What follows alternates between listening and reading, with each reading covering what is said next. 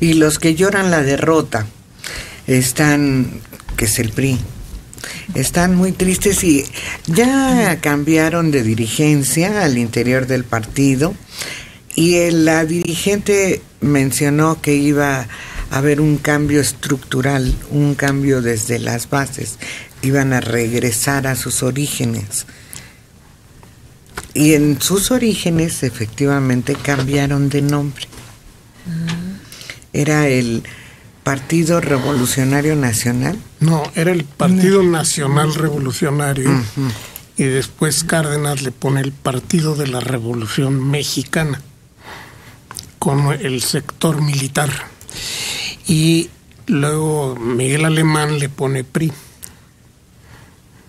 Pues muchos se oponen porque hay la sospecha de que quieren cambiarle de nombre para refundarse tras la derrota en el pasado proceso electoral, pero esto dividió aún más a los priistas. Es que yo veo aquí que hay una contradicción muy seria. El PRI tenía en sus orígenes una ideología muy cercana a la que pretende Andrés Manuel, el desarrollo estabilizador, mucho más inclinado hacia lo social. Doña Claudia y su pariente, que fue presidente de la República, fueron de los que empezaron a propiciar el liberalismo económico en este país.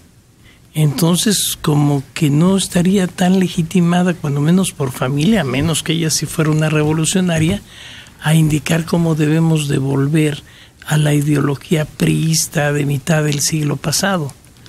¿Por qué? Porque precisamente ella pertenece a la estirpe que hizo exactamente lo contrario, al punto que, por ejemplo, Zedillo incluso atentó contra el PRI. El interés de Zedillo era que en México se mostrara la alternancia, y obstaculizó a muchos de los políticos profesionales del PRI para que ganara la Bastida, por ejemplo, y ganó finalmente Fox, y entonces Zedillo queda ante Estados Unidos como campeón de la democracia, porque se confunde la democracia con la alternancia. Como en México no había alternancia, para los Estados Unidos no había democracia, y lo que logra Zedillo es eso a costa del PRI. En el peor daño que yo recuerde que le haya hecho después de este sexenio al PRI fue precisamente el de Salinas. Pero contó con mucha ayuda de parte de la élite que dirigía el PRI entonces, no solo fue el presidente. Bueno, precisamente, lamentable la campaña. Precisamente porque el presidente impidió que los que sí podían operar una campaña exitosa asesoraran a la Bastida, que esto nos los contó quien iba a asesorarlo, tanto a Mario como a mí cuando comíamos. Rafael Rodríguez Barrera iba a ser el que iba a coordinar la campaña de la Bastida. Cuando en un programa que se llamaba Shalalá, dos periodistas le preguntan a la Bastida por qué perdió, dice: porque Zedillo no permitió que Rodríguez Barrera llevara mi campaña. Ese programa yo lo vi, y después nos los confirmó porque era contertulio nuestro. Ahí nos juntamos a comer Mario y yo con él. Rafael Rodríguez Barrera fue mi jefe y yo fui su abogado mucho tiempo, y nos los contó de viva voz. Es decir, hubo el deseo de que perdiera el PRI para que se acreditara ante los ojos de los Estados Unidos que había alternancia en este país. Pues si quieren cambiar, algo tienen que hacer en los próximos 3 años para que en las elecciones intermedias puedan tener la fuerza. Pues sí, pero al parecer la tendencia es hacerlo todavía más conservador, como ocurrió con Miquel Arriola, ¿no? Que sí aumentó el porcentaje de votos del PRI en el DF, pero no logró rebasar siquiera al PRD. Sí, siguió quedando donde estaba. Sus llamados y es que los cambios a la legislación en la Ciudad de México han sido cambios no por capricho, sino por unirse a una fuerza que no es únicamente en México, sino libertades que ya están siendo discutidas hasta en Cuba. Así es. Con esto de la elaboración de la nueva Carta Magna para el gobierno, Cuba está promoviendo incluso el matrimonio entre personas del mismo sexo. Sí. Bueno, eso quizás sea una especie de concesión a una tendencia universal, pero lo significativo es que está ampliando las áreas de la economía en que puede actuar la iniciativa privada. Ya va a haber propiedad privada nuevamente en Cuba. Propiedad privada siempre ha habido, pero propiedad privada de los medios de producción es lo que no ha habido.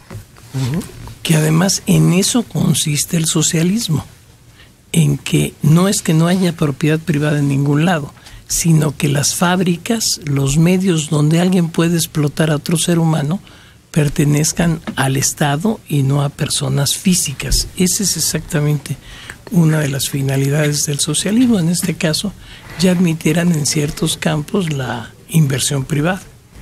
Sobre todo tanto, la coinversión con capital extranjero, de capital público de Cuba, que es lo que hace China.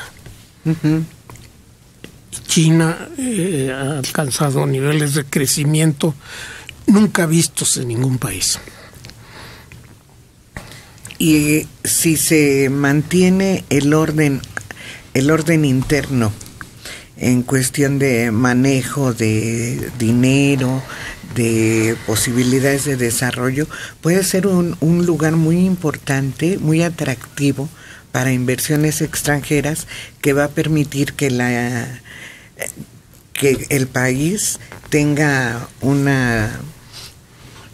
crecimiento similar al de China en muy poco tiempo. Sí, está maduro. Siempre y cuando el régimen fiscal permita que quede dinero en la isla de esa inversión extranjera.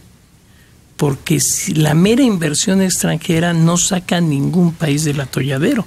En Cuba, antes de Fidel, había inversión extranjera a lo bestia, y sin embargo había cinturones de miseria brutales y una desigualdad social pero rampante. Los negros no podían entrar a las playas, por ejemplo. Es decir, y estaban en absoluta miseria Cuba, a pesar de una enorme inversión extranjera. Por ejemplo, aquí tenemos ejemplos como Acapulco. Acapulco, hay una gran inversión extranjera, todos los hoteles y todo, y es el 7º municipio más pobre de México. Entonces no es la receta automática si no hay el régimen financiero que permita captar al país las ganancias de esa inversión extranjera. Hay una ventaja que tiene Cuba sobre incluso Acapulco. La gente está educada en Cuba. La seguridad. No hay el problema de que tenemos los otros países de falta de educación, de analfabetismo. Ellos ya superaron ese escaño que era muy difícil, y lo mismo sucedió en gran parte de China. Por lo menos se eleva el nivel educativo de la población y pueden asimilar estos cambios de una manera más ¿cómo se llamará? Pues más positiva para ellos mismos en lo personal. No, que se genera una riqueza brutal. Estaba viendo un cruce de carreteras tomado desde el aire en no sé qué provincia de China. ¡Qué bárbaro! Y son como 10 pisos de cruces de avenidas, todas montadas sobre pilotes de concreto gigantescos y llenos de autos. Es decir, es claro que el bienestar ha permeado a las grandes mayorías. Pero la revolución educativa en China fue algo que benefició a gran parte de la población. Desde luego.